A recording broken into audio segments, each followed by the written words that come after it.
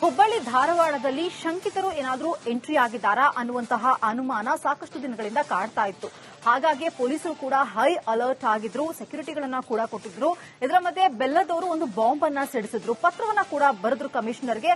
ಅದಕ್ಕೆ ಕರೆಕ್ಟ್ ಆಗಿ ರಿಯಾಕ್ಟ್ ಮಾಡಲಿಲ್ಲ ಕಮಿಷನರ್. ಈಗ ಮತ್ತೊಂದು ಬಾಂಬ್ ಸಿಡಿಸಿದ್ದಾರೆ. ಅದಕ್ಕೆ ಕಮಿಷನರ್ ಅವರ ಉತ್ತರ ಏನು? ಈ ಸ್ಟೋರಿ ನೋಡಿ.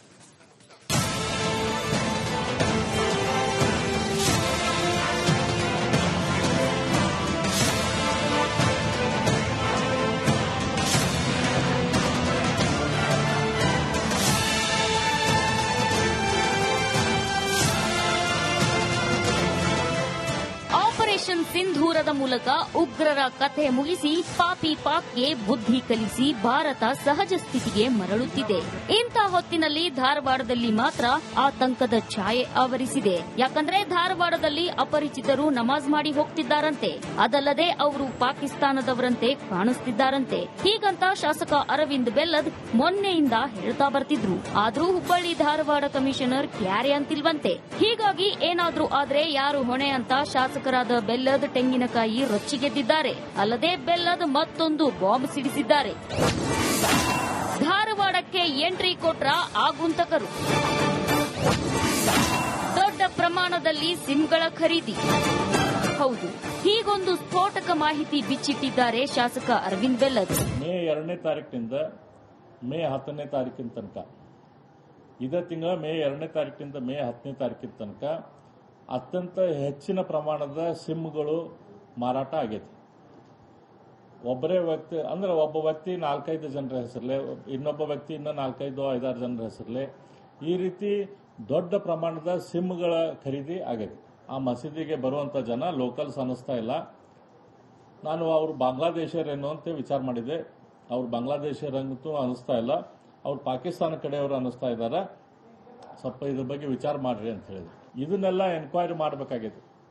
ಆದರೆ ನಮ್ಮ ಪೊಲೀಸ್ ಕಮಿಷನರು ಮತ್ತು ಅವರ ಸಿಬ್ಬಂದಿ ವರ್ಗ ಸಂಪೂರ್ಣವಾಗಿ ವಸೂಲಿ ದಂಧೆಯಲ್ಲಿ ಇಳಿದಿದ್ದಾರೆ. ಯಾವುದೇ ರೀತಿಯ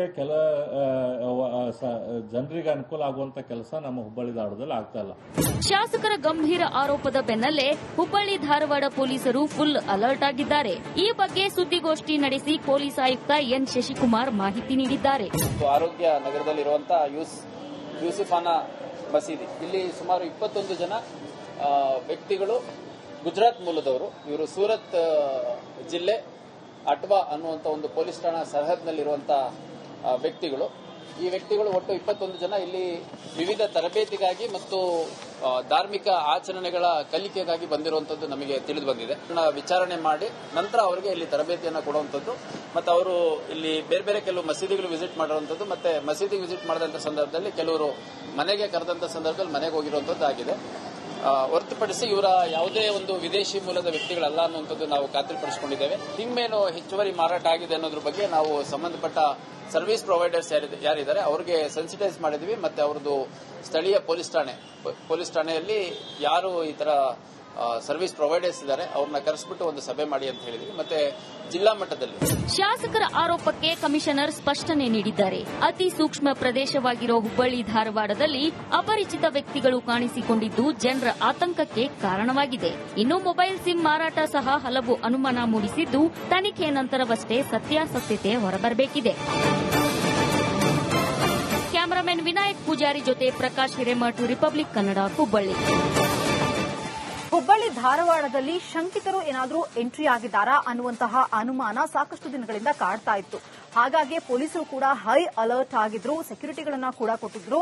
ಇದರ ಮಧ್ಯೆ ಬೆಲ್ಲದವರು ಒಂದು ಬಾಂಬ್ ಅನ್ನ ಸಿಡಿಸಿದ್ರು, ಪತ್ರವನ್ನ ಕೂಡ ಬರೆದ್ರು ಕಮಿಷನರ್ಗೆ. ಅದಕ್ಕೆ ಕರೆಕ್ಟ್ ಆಗಿ ರಿಯಾಕ್ಟ್ ಮಾಡಲಿಲ್ಲ ಕಮಿಷನರ್. ಈಗ ಮತ್ತೊಂದು ಬಾಂಬ್ ಸಿಡಿಸಿದ್ದಾರೆ. ಅದಕ್ಕೆ ಕಮಿಷನರ್ ಅವರ ಉತ್ತರ ಏನು? ಈ ಸ್ಟೋರಿ ನೋಡಿ.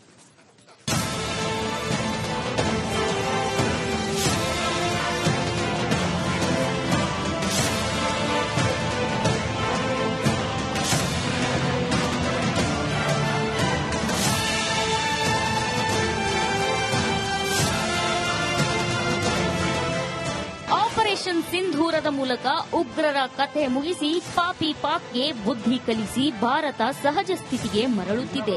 ಇಂಥ ಹೊತ್ತಿನಲ್ಲಿ ಧಾರವಾಡದಲ್ಲಿ ಮಾತ್ರ ಆತಂಕದ ಛಾಯೆ ಆವರಿಸಿದೆ. ಯಾಕಂದ್ರೆ ಧಾರವಾಡದಲ್ಲಿ ಅಪರಿಚಿತರು ನಮಾಜ್ ಮಾಡಿ ಹೋಗ್ತಿದ್ದಾರಂತೆ.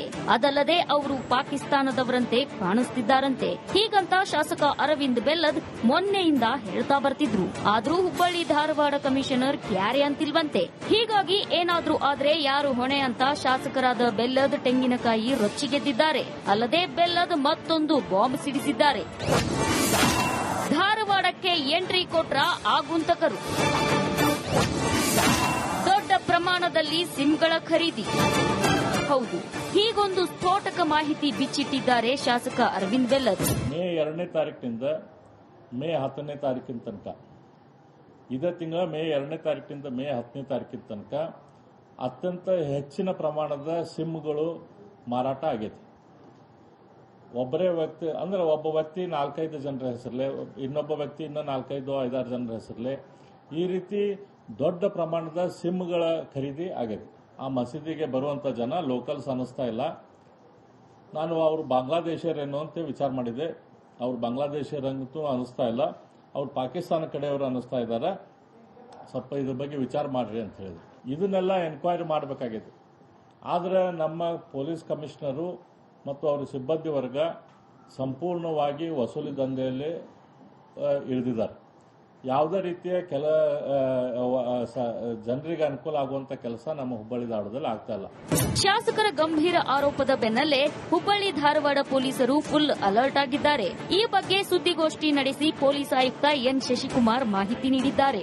ಆರೋಗ್ಯ ನಗರದಲ್ಲಿರುವಂತಹ ಯೂಸುಫಾನಾ ಮಸೀದಿ, ಇಲ್ಲಿ ಸುಮಾರು 21 ಜನ ವ್ಯಕ್ತಿಗಳು ಗುಜರಾತ್ ಮೂಲದವರು. ಇವರು ಸೂರತ್ ಜಿಲ್ಲೆ ಅಟ್ವಾ ಅನ್ನುವಂಥ ಒಂದು ಪೊಲೀಸ್ ಠಾಣಾ ಸರಹದ್ನಲ್ಲಿರುವಂತಹ ವ್ಯಕ್ತಿಗಳು.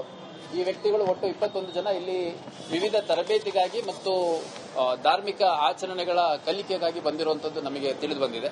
ವಿಚಾರಣೆ ಮಾಡಿ ನಂತರ ಅವರಿಗೆ ಇಲ್ಲಿ ತರಬೇತಿಯನ್ನು ಕೊಡುವಂತದ್ದು, ಮತ್ತು ಅವರು ಇಲ್ಲಿ ಬೇರೆ ಬೇರೆ ಕೆಲವು ಮಸೀದಿಗಳು ವಿಸಿಟ್ ಮಾಡುವಂತದ್ದು, ಮತ್ತೆ ಮಸೀದಿಗೆ ವಿಸಿಟ್ ಮಾಡಿದಂತ ಸಂದರ್ಭದಲ್ಲಿ ಕೆಲವರು ಮನೆಗೆ ಕರೆದಂತ ಸಂದರ್ಭದಲ್ಲಿ ಮನೆಗೆ ಹೋಗಿರುವಂತದ್ದು ಆಗಿದೆ.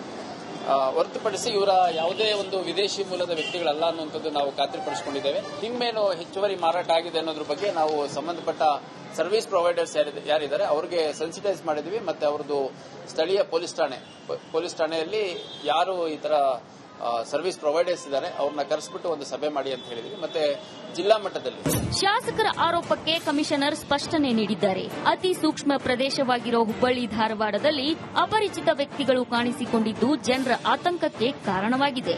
ಇನ್ನು ಮೊಬೈಲ್ ಸಿಮ್ ಮಾರಾಟ ಸಹ ಹಲವು ಅನುಮಾನ ಮೂಡಿಸಿದ್ದು ತನಿಖೆ ನಂತರವಷ್ಟೇ ಸತ್ಯಾಸತ್ಯತೆ ಹೊರಬರಬೇಕಿದೆ. ಕ್ಯಾಮರಾಮನ್ ವಿನಾಯಕ್ ಪೂಜಾರಿ ಜೊತೆ ಪ್ರಕಾಶ್ ಹಿರೇಮಠ್, ರಿಪಬ್ಲಿಕ್ ಕನ್ನಡ, ಹುಬ್ಬಳ್ಳಿ. ಹುಬ್ಬಳ್ಳಿ ಧಾರವಾಡದಲ್ಲಿ ಶಂಕಿತರು ಏನಾದರೂ ಎಂಟ್ರಿ ಆಗಿದ್ದಾರಾ ಅನ್ನುವಂತಹ ಅನುಮಾನ ಸಾಕಷ್ಟು ದಿನಗಳಿಂದ ಕಾಡ್ತಾ ಇತ್ತು. ಹಾಗಾಗಿ ಪೊಲೀಸರು ಕೂಡ ಹೈ ಅಲರ್ಟ್ ಆಗಿದ್ರು, ಸೆಕ್ಯೂರಿಟಿಗಳನ್ನ ಕೂಡ ಕೊಟ್ಟಿದ್ರು. ಇದರ ಮಧ್ಯೆ ಬೆಲ್ಲದವರು ಒಂದು ಬಾಂಬ್ ಅನ್ನ ಸಿಡಿಸಿದ್ರು, ಪತ್ರವನ್ನ ಕೂಡ ಬರೆದ್ರು ಕಮಿಷನರ್ಗೆ. ಅದಕ್ಕೆ ಕರೆಕ್ಟ್ ಆಗಿ ರಿಯಾಕ್ಟ್ ಮಾಡಲಿಲ್ಲ ಕಮಿಷನರ್. ಈಗ ಮತ್ತೊಂದು ಬಾಂಬ್ ಸಿಡಿಸಿದ್ದಾರೆ. ಅದಕ್ಕೆ ಕಮಿಷನರ್ ಅವರ ಉತ್ತರ ಏನು? ಈ ಸ್ಟೋರಿ ನೋಡಿ.